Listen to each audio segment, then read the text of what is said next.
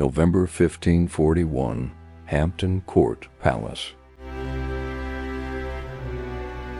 A 19-year-old queen stands in her chamber, and through the thick stone walls, she hears something that makes her blood run cold. King Henry VIII is sobbing uncontrollably, but he's not crying because he's heartbroken. He's crying because his ego has been shattered. And in Tudor England, when a king's pride is wounded, people don't just they're systematically destroyed. Here's what's about to happen in the next 90 days. Within 72 hours, Catherine's childhood music teacher will be arrested and forced to describe in graphic detail what he did to her when she was 13 years old. Those descriptions will be read aloud in court. In exactly 39 days, 2 men will be executed for the crime of loving her. One will die quickly. The other will be cut down from the gallows while still alive, then butchered piece by piece as crowds watch. Their heads will rot on spikes for months. Parliament will literally change the law rewrite English legal code just to execute one specific woman who helped Catherine. And Catherine? She'll spend her final days in the Tower of London doing something so haunting that historians still can't talk about it without getting chills. She had the execution block brought to her room so she could practice dying. Over and over again, she rehearsed laying her head down because she wanted to make sure she wouldn't flinch when the axe fell. She was 19 years old. But here's what they don't teach you in history class. The execution wasn't the punishment. The execution was mercy. What they did to her in those 90 days before the blade fell, the psychological torture, the systematic destruction of everyone she loved, the isolation, the interrogations, that was the real horror. And it was all legal. Stay with me, because I'm about to show you exactly what happened in those final 3 months. The real testimony from the trials, the actual dates, the specific torture methods, the documented facts that are somehow worse than any fiction.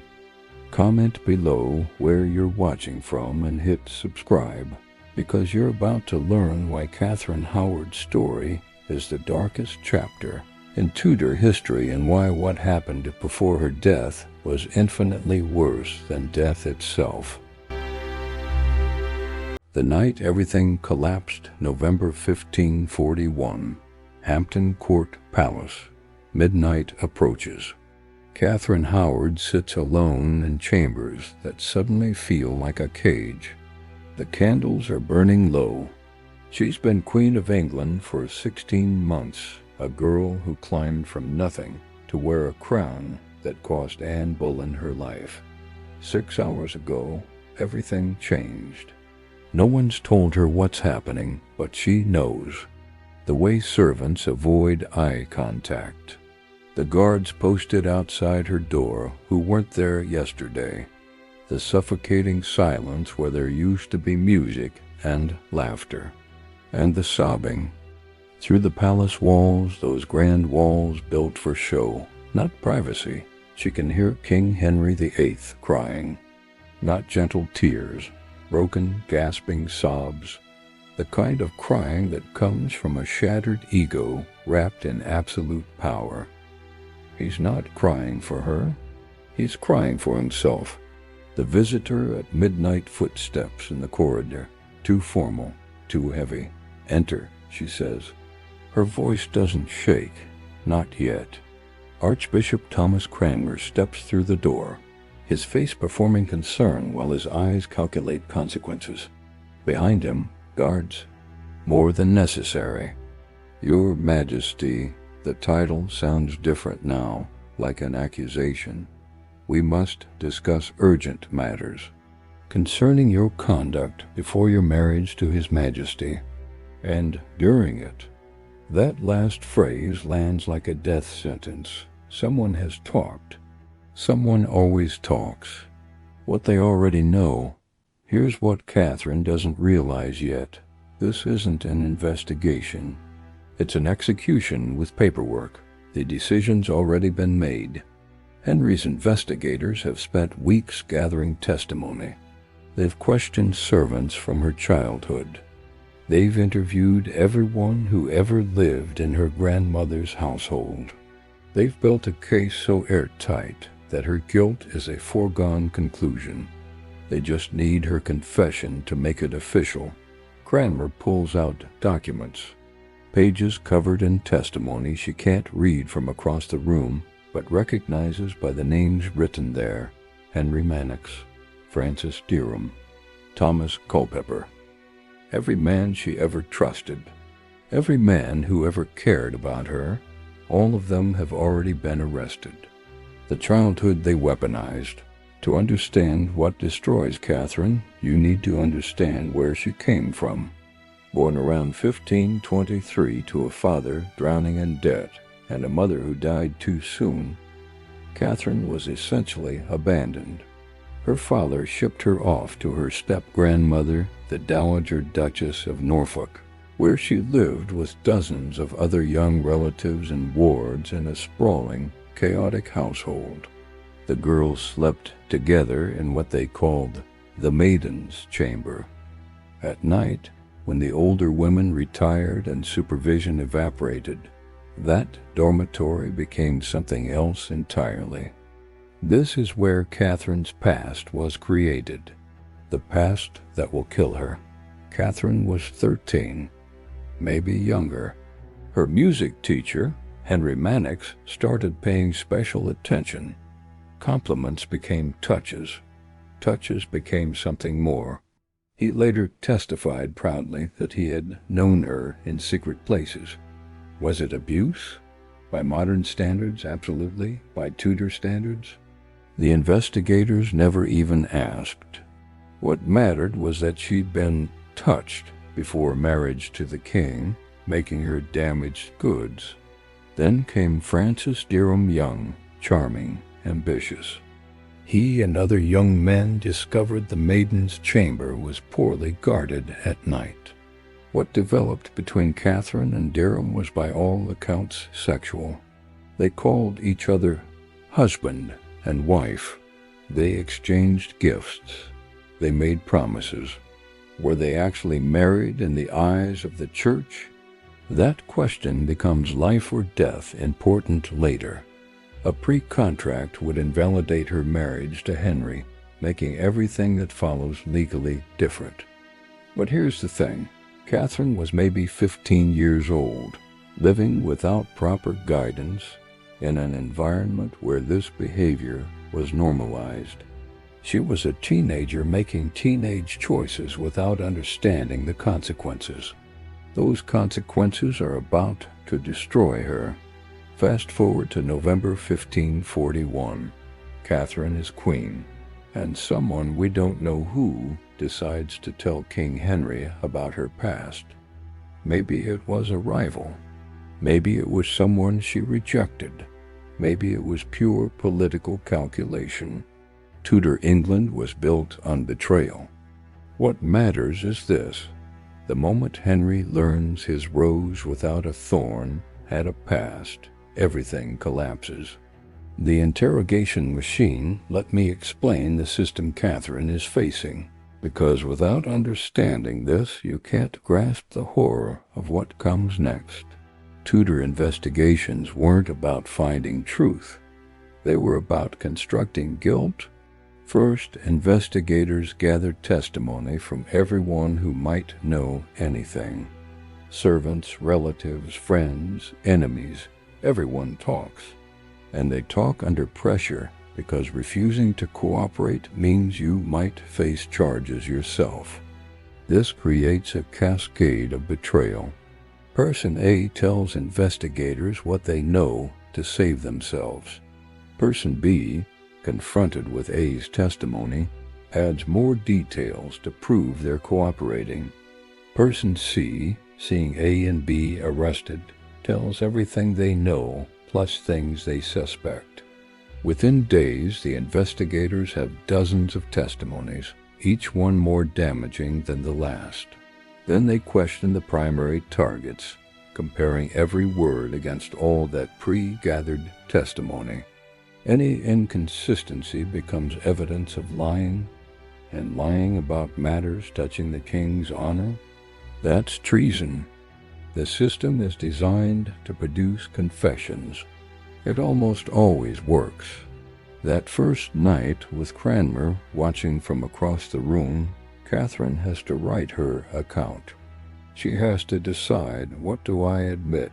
What do I deny? What do I minimize? She can't know exactly what the witnesses said. She can't coordinate with anyone. She's flying blind, trying to craft a story that explains her past without admitting to treason. She admits to Manox carefully emphasizing nothing happened. She admits to Dereham, but denies any marriage contract. And Thomas Culpeper, the gentleman of the king's court, who she's met with privately in recent months. She denies everything. They talked. They were friends. Nothing more. That denial is her gamble, because meetings with Culpeper after her marriage, that's the treason charge. That's what gets you executed. Her survival depends on Culpeper telling the same story. He doesn't. Morning comes. Catherine is moved to smaller chambers for her comfort, they say. Really, it's isolation. Separation from anyone who might help her. Then the arrests cascade. The Dowager Duchess interrogated about her failed supervision. Henry Manox arrested and questioned. Francis Dereham arrested and, based on later testimony, almost certainly tortured. Thomas Culpeper arrested for treason. Lady Rochford, Jane Boleyn, who facilitated Catherine's private meetings with Culpeper, arrested and questioned. One by one, everyone Catherine ever trusted is taken into custody. One by one, they're broken down. One by one, they talk. The testimonies that sealed her fate, Manox, confirms everything, provides details Catherine hoped would stay private. Dereham is worse. Under interrogation, possibly under physical torture, he reveals it all, the nights together, the intimacy, the terms husband and wife. And here's the killer. When Dereham came to court after Catherine became queen, seeking employment, she gave him a position in her household. Why would a queen employ a former lover unless she wanted to resume the relationship? That's what the investigators conclude. But Culpeper's testimony destroys her. Questioned separately, facing his own treason charges, Culpeper admits that he intended and meant to do ill with the queen, and likewise the queen so minded to do with him. Intention, that word is crucial. Even if nothing physical happened, even if they just talked, the intention to commit adultery is itself treasonous under Tudor law. Culpeper has confessed to intending what Catherine denied ever thinking about. The stories don't match, and when stories don't match in Tudor England, they assume the worst. November 22nd, 1541, the day she stopped being queen. 3 weeks into her captivity at Hampton Court, a delegation arrives. By order of the Privy Council, acting on the king's authority, Catherine Howard is no longer Queen of England. Stripped of her title, stripped of her status, stripped of the protections that queenship provided. She's nobody again. Just Catherine Howard, the girl from a chaotic household who briefly wore a crown. What will happen to me? She asks. No one answers. Sion Abbey, the waiting prison. They move her to Sion Abbey, a former monastery turned secular prison. Not the tower, not yet, but a gilded cage where she'll spend the next 10 weeks. The accommodations aren't terrible. She has rooms, servants, food, But she's completely cut off. No visitors, no letters, no news from outside except what her guards choose to tell her. She doesn't know what's happening to the people she cares about. She doesn't know if Culpeper is alive, if Lady Rochford is still being questioned, if her family is trying to save her or has abandoned her entirely. All she knows is that each day she survives is one day closer to something, either pardon or condemnation. The waiting is psychological torture. December 1st, 1541. The trial while Catherine sits isolated at Sion Abbey. Francis Dereham and Thomas Culpeper are tried for treason in London. The trial is swift. The evidence has been gathered. The confessions extracted. Both men are found guilty. Both are sentenced to be hanged, drawn, and quartered, the most brutal death English law can prescribe. Culpeper, because of his status as a gentleman, gets a mercy. His sentence is commuted to simple beheading. Dereham gets no mercy. December 10th, 1541. The executions. Culpeper dies first at Tyburn. He kneels, prays for the king and queen, even now, places his head on the block. One stroke. It's over quickly. Dereham's death takes longer. They hang him until he's nearly dead, then cut him down while he's still breathing. What follows the disembowelment, the emasculation, the quartering of a living body, is designed to demonstrate what happens to traitors. Dereham screams through all of it. Their heads are mounted on spikes on London Bridge, where they'll rot for months. A permanent warning to anyone else who might think about loving Catherine Howard. Someone makes sure Catherine finds out. A guard, a servant, someone who wants her to know exactly what awaits her. The men who loved her are dead. Culpeper, who maybe never touched her, is dead. Dereham, who was basically her teenage boyfriend, was tortured to death in the most horrific way imaginable.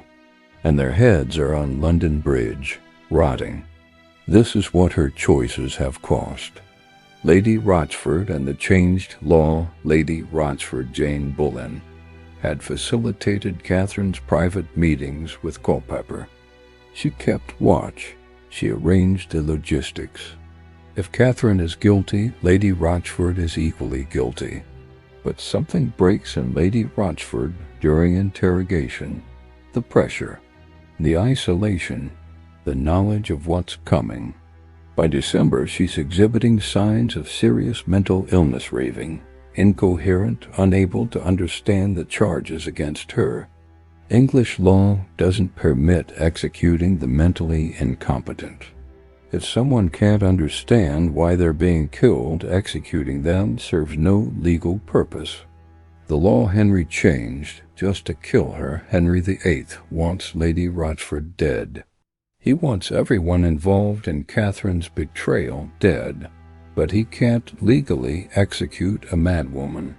So Parliament passes a special act.